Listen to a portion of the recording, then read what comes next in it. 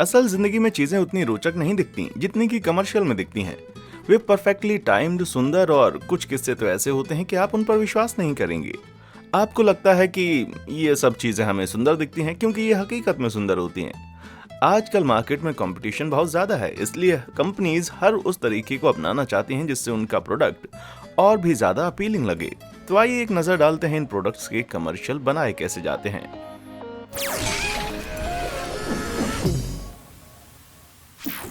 Hair products.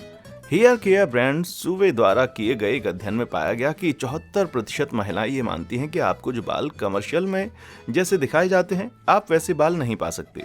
सच कहें तो वो सही कहती हैं। कंपनियां आपको ये कैसे विश्वास दिलाती हैं कि आप घने बाल पा सकते हैं? असल में मॉडल्स के बालों में स्ट्रॉयफॉर्म बाल्स लगाए जाते हैं, जिसके बाद मॉडल के असली बालों के साथ कुछ नकली बालों को अटैच कर दिया जाता है ताकि उन्हें थोड़ी हाइट दी जा सके। और उन शैम्पूज के बारे में क्या, जो ये वादा करते हैं कि वे आपके बालों को लंबाई प्रदान करेंगे। क्या आप उन तस्वीरों में विग्स पहने होते हैं? एक बार फिर से गैस कीजिएगा। दरअसल बॉर्डर्स पर नकली बाल लगाए जाते हैं, जिससे बाद में मॉडल के बालों को जोड़ा जाता है। इससे छोटे बालों वाली मॉडल्स को भी इन एडवर्टाइजमेंट में यूज किया जा सकता है। अब उन परफेक्ट हेयर क्लिप के बारे में आपका क्या कहना है? असल में ये सब एक पूरा सेटअप होता है। स्टूडियोज स्पेशल लाइट डिफ्यूजर्स को इस्तेमाल करके बालों को और भी ज्यादा चमक देते हैं, और हाँ, पंखों का इस्तेमाल ना करके वे आदमियों को हायर करते हैं जो मॉडल के बालों को ग्रीन स्क्रीन के सामने एक रॉड की मदद से फ्लिक करते रहते हैं। बाद में इन आदमियों को CGI की मदद से एडिट कर दिया जाता है और मॉडल्स के बाल बिल्कुल परफेक्ट लगते हैं। कोई मुझे मेरे पैसे वापस दिला दो यार। Xfinity cable nostalgia alert. Christmas 2019 में एक्सफिनिटी केबल विज्ञापनों में 80 के आइकॉन ET की वापसी देखी गई थी। इस इमोशनल कमर्शियल में आप इलियट की भी भूमिका निभाने वाले मूल अभिनेता ET के साथ फिर से जुड़ते हैं और उन्हें अपने परिवार से मिलवाते हैं। लेकिन उन्होंने 2019 के क्रिसमस में उस ET को इतना ज्यादा रियलिस्टिक कैसे बना दिया? शुरुआत करने के लिए मैं आपको बता दूं कि ये विंटर सीजन नहीं है। इस एडवर्टाइजमेंट को महीनों पहले ही शूट कर लिया गया था। इसका मतलब ये है कि पूरे सेट पर नकली बर्फ बिछाई गई और ET, हाँ, वो रियल है। असल में वो एक एनिमेट्रिक पपेट है जिसे खास करके इस एडवर्टाइजमेंट के लिए बनाया गया था ताकि वे बाकी लोगों के दिलों को छू सकें।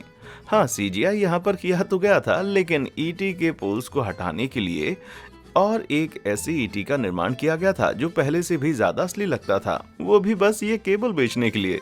सब धोखा है भाई। Apple home pod. एप्पल को हमेशा से ही अपने आकर्षक एडवर्टाइजमेंट के लिए जाना जाता है। अब हमें आपको टेक्नोलॉजी एक्सप्लेन करने की जरूरत नहीं पड़ती जब हम आपको इसे एक एक्शन में दिखा सकते हैं। एप्पल की वेलकम होम पॉड एडवर्टाइजमेंट भी कुछ ऐसे ही कॉन्सेप्ट पर बेस्ड है। इस एड में FKA ट्विंक्स को दर्शाया गया है। इस एड में आप एक महिला को उसके अपार्टमेंट में डांस करता हुआ देख सकते हैं और साथ ही साथ उसके दीवारें और जमीन भी स्ट्रेच होती हैं। अब आप जानना चाहेंगे कि CGI ने इंसानों के मूवमेंट को इतना बखूबी कैसे ट्रैक किया। तो अब मैं आपको फैक्ट बता दूं, यहाँ पर CGI का इस्तेमाल नहीं किया गया है। दरअसल यहाँ पर एक सेट का निर्माण किया गया है जिसे एक्सटेंड, बैंड और डांसर के मूव्स के साथ कोरियोग्राफ किया जा सके। इस सेट में हाइड्रोलिक्स का इस्तेमाल किया गया था और कुछ जगहों पर इंसानों को धक्का मारने की भी जरूरत पड़ी। काफी मेहनत लगी होगी ना इसे क्रिएट करने में। इससे अच्छा CGI का इस्तेमाल कर लेते। लेकिन सच कहूँ तो CGI इस तरह का रियल इफेक्ट नहीं दे सकता था। जैसा कि आप देख सकते हैं यहाँ पर मॉडल के एक्शंस के साथ साथ उसके मूवमेंट्स कितने एक्यूरेट हैं। मुझे लगता है अगर आपके पास इतने पास हैं जितने कि एप्पल के पास, तो फिर अपने प्रोडक्ट को ऐसा लुक देने के लिए कोई बड़ी कीमत नहीं होगी।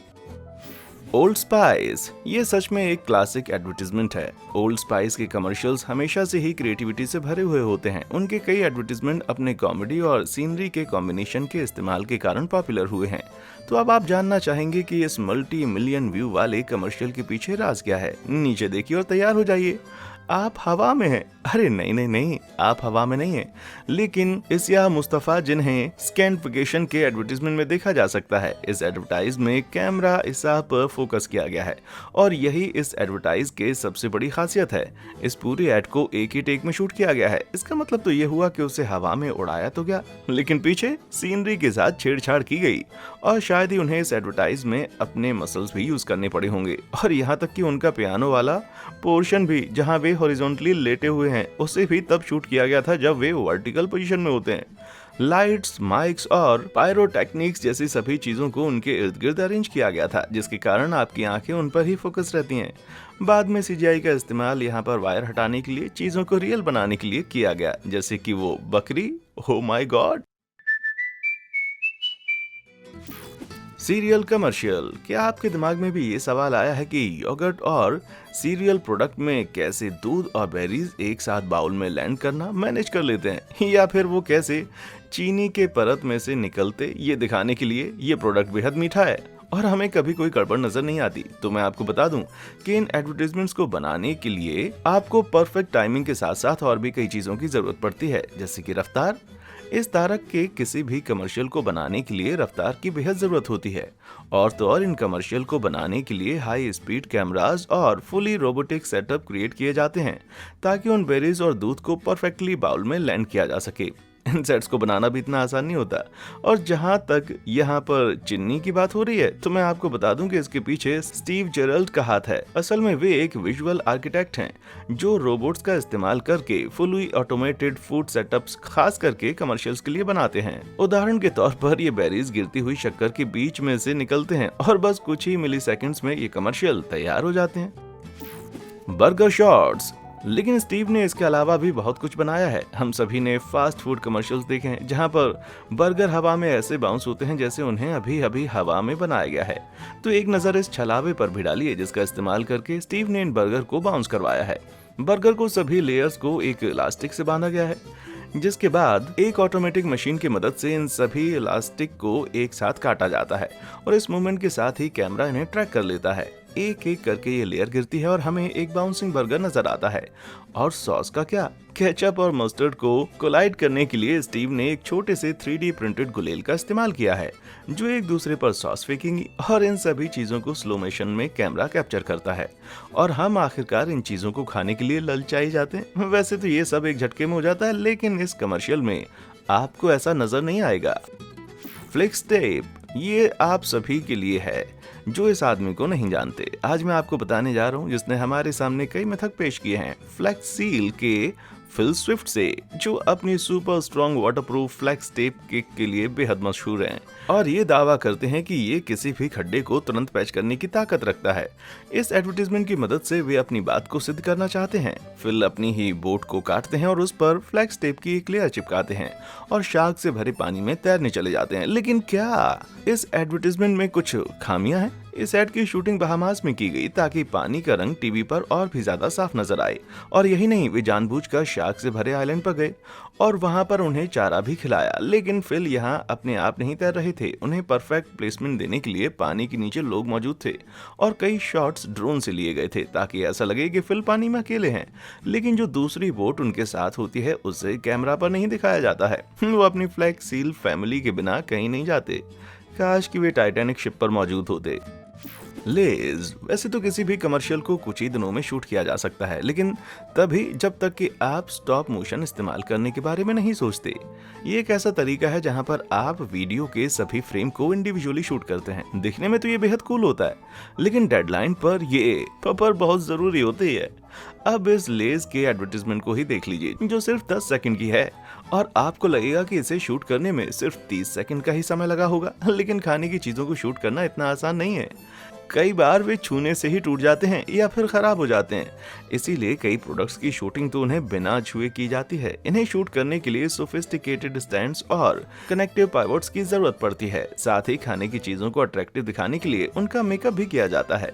इसीलिए 10 सेकंड के कमर्शियल को शूट करने में हो सकता है कि आपका पूरा दिन चला जाए। हर्शी, अमेरिकन लोगों को एस्मोस बहुत ज्यादा पसंद है। इसमें आपको ग्राहम क्रैकर्स, रोस्टेड मार्शमेलो और चॉकलेट का कॉम्बिनेशन मिलता है। आप इसे खाने के लिए मना नहीं कर सकते जब आपको ये हद से ज्यादा लजीज लगे। लेकिन अगर मैं आपको बताऊं कि ये शॉट रोबोटिक हेल्पर्स की मदद से लिया गया है, तो आप कहेंगे इसमें कोई गलती हो ही नहीं सकती। जी हाँ, इन सभी इंग्रेडिएंट्स को परफेक्शन देने के लिए इन्हें परफेक्ट रोबोटिक टाइमिंग के साथ असेंबल किया गया है। इस एडवर्टीजमेंट को बनाने वाले भी स्टीव गिराल्ट हैं।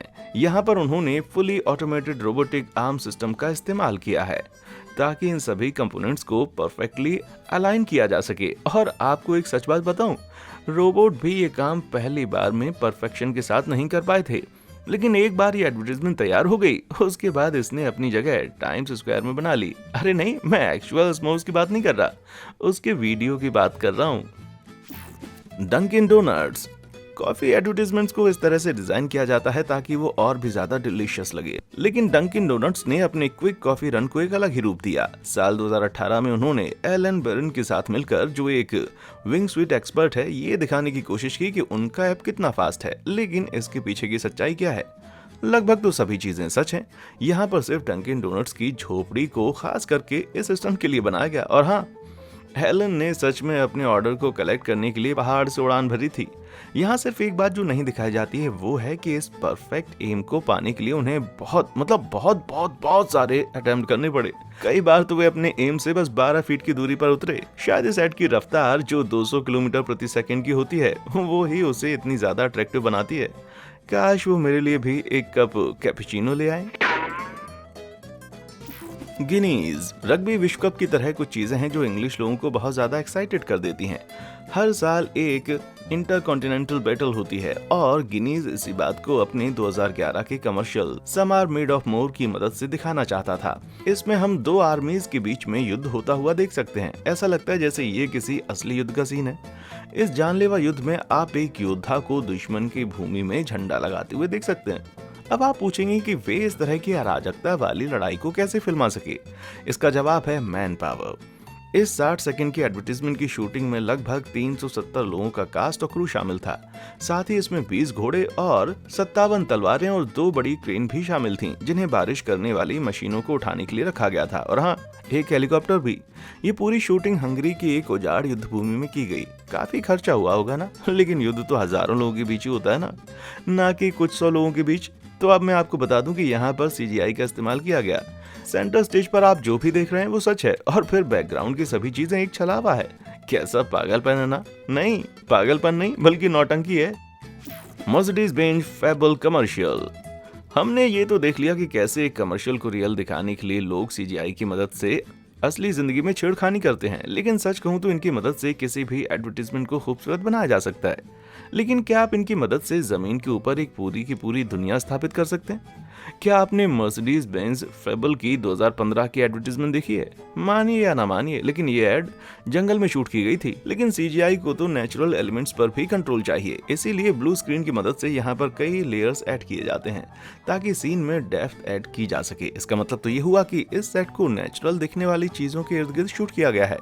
लेकिन इसमें आप और भी कई एक्स्ट्रा फीचर्स देख सकते हैं, जैसे कि मकड़ी के जाले, मर्सिडीज बेंज का लोगो, फिर इन्हें कार जैसे रियल वर्ल्ड एस्पेक्ट्स के साथ कनेक्ट किया जाता है और इन चीजों में पूरी तरह से सीजीआई का इस्तेमाल किया गया है। अब आप ही बताइए, आपको दुनिया की शूटिंग करने की क्या जरूरत है जब आप खुद की एक दुनिया बना सकते हैं? डोमिनोज। क्या ताजा पिज्जा की स्लाइसेस और उसमें मोज़रेला चीज को निकलता हुआ देखकर आपको भी पिज्जा खाने का मन नहीं करता? असल में ये ही तो एक क्वालिटी पिज्जा का साइन होता है, लेकिन एडवर्टाइजमेंट में इन चीज पूल्स को एक बार में नहीं पाया जा सकता।